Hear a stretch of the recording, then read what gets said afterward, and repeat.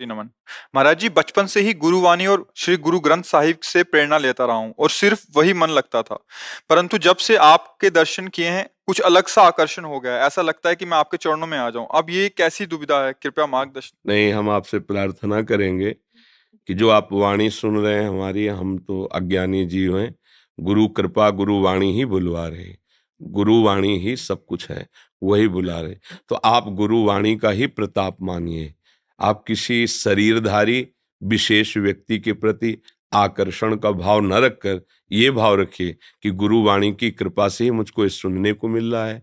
गुरु ग्रंथ साहब की कृपा से मुझे सतमार्ग में कैसे चलना है या प्रगट में प्रेरणा मिल रही। पर प्रधानता गुरु ग्रंथ साहब की रखिए, गुरु वाणी की ही रखिए और नाम जप कीजिए। जो प्रश्न हो उसका समाधान कर लीजिए और प्रभु के मार्ग में चलिए। जरूरी नहीं होता जैसे मान लो कि एक भाव का त्याग करके दूसरे भाव वही आपको चढ़ाता चला जाएगा। ऐसा नहीं कि हम किसी से प्रभावित होकर किसी को गुरु बना लें। बात समझना।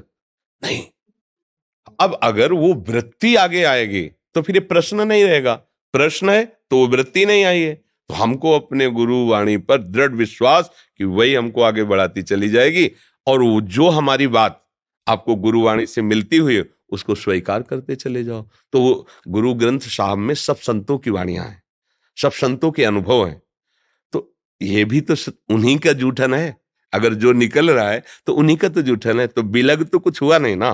तो बिलग मत मानिए और निष्ठा गुरु ग्रंथ साहब की रखिए। वो साक्षात गुरु हैं। समझ रहे ना? जी। सुदर्शन जी, दिल्ली से।